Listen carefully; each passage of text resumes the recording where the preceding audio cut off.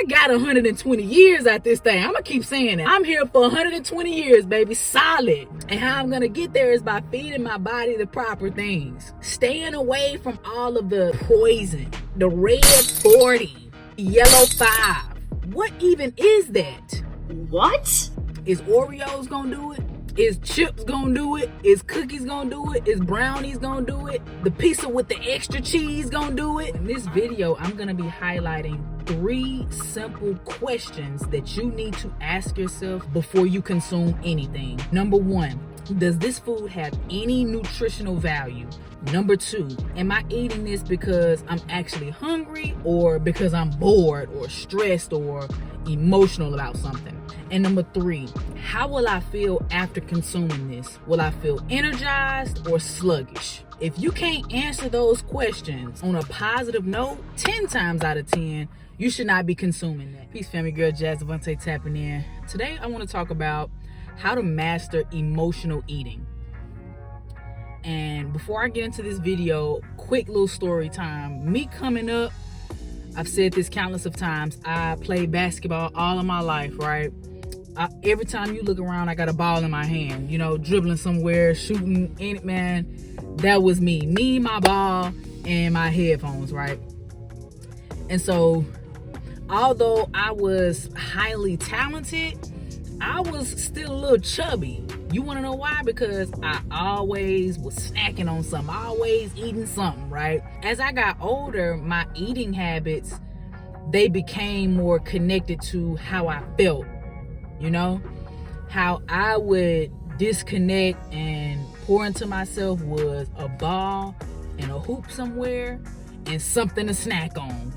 That's my story, right? And that's why I couldn't get to the physique that I wanted to, right? So in this video, I'm gonna be highlighting 3 simple questions that you need to ask yourself before you consume anything. Number 1, does this food have any nutritional value? Number 2, am I eating this because I'm actually hungry or because I'm bored or stressed or emotional about something?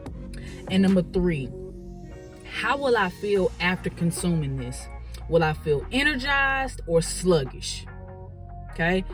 If you can't answer those questions on a positive note, 9 times out of 10, 10 times out of 10, you should not be consuming that. Now, you do have meals here and there where you can live a little bit. You can have your favorite little restaurant. You can have your favorite little dessert, but you can't do that consistently, right? For myself, coming up, y'all, my eating, I'm gonna tell you something. I'm from Jackson, Mississippi. Most of y'all don't even know where that's at. Jackson, Mississippi for the longest has been the poorest state in the union, okay? I'm talking about, I come up from pork chops, hog head, cheese. I mean, everything in a book, okay? Little Debbie cakes. I remember my grandma, we stayed with a cinnamon roll tray. I used to eat damn near the whole tray. I'm talking about bread on top of bread, on bunny bread. You know what I'm saying? Ice cream floats. I mean, whatever, honey buns, moon cakes, every single thing in the book. And now hindsight, looking back at it, if I wasn't so active, if I did not play ball, I would be obese because I was already overweight.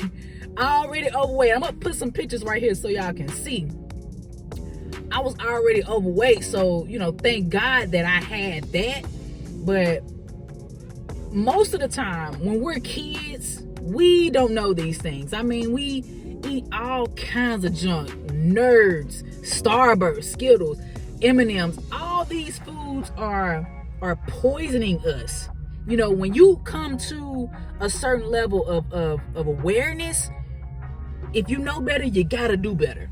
And most of these things that the FDA approves is poison. It's poison. And so when you talk about nutrition, that is the biggest issue. That from all of my clients that I listen to and work with, that is their biggest issue, is cleaning up their nutrition.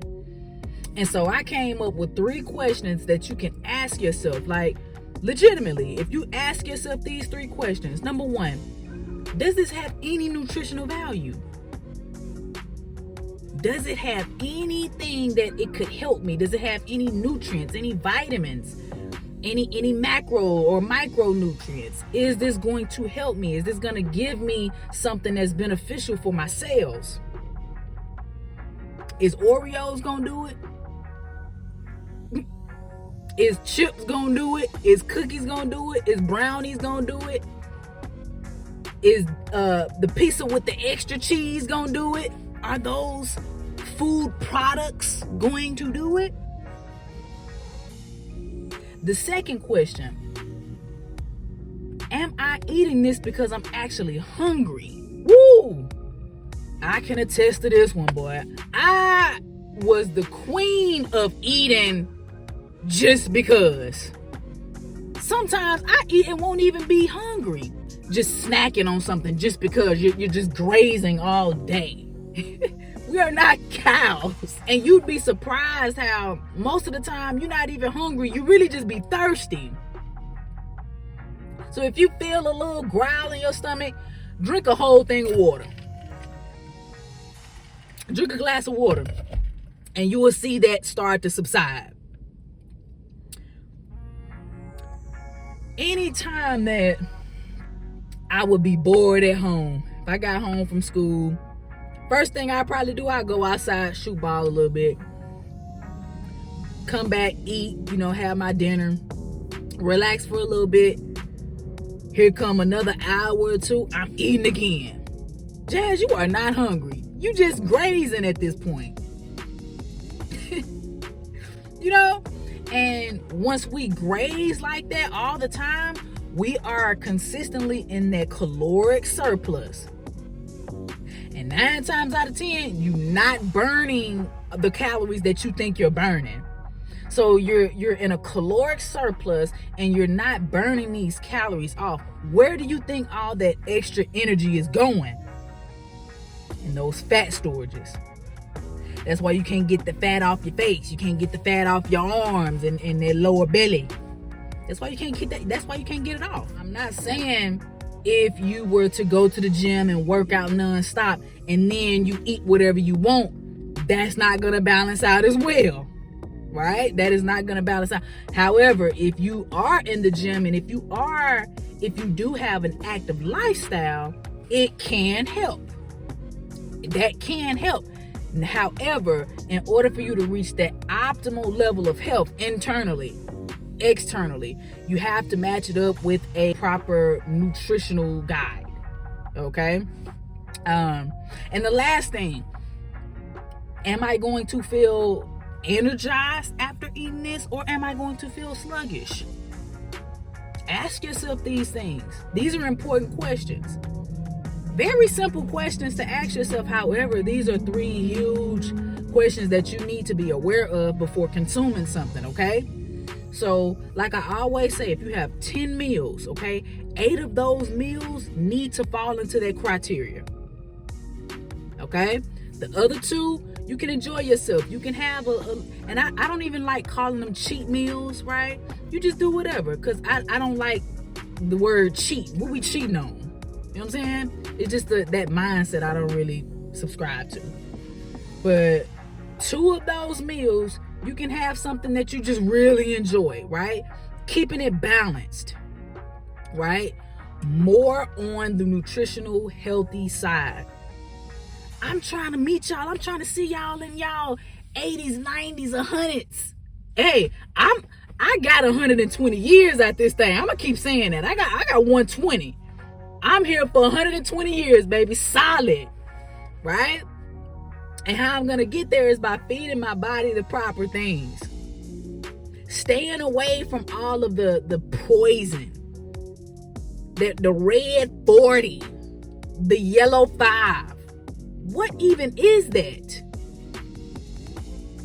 Those are 3 things that I really want you to be mindful of before you consume anything. If you need help on your journey, if you need accountability, if you need a meal plan, if you need a workout plan, contact me. right? First, I want you to comment down below, okay? Comment down your story. Comment anything that you've learned on your health and wellness journey thus far, okay? I would like to hear it. All right, so just tap in with me every single day. I'm giving value, all right? We leveling up all 2025. We stay in tunnel vision, okay? Focusing on our health, our mental stability, our spiritual astuteness, and our physical strength, okay? That's what we're doing all year, all right? Your girl Jazz Avante tapping in once again, and I'm out. Love.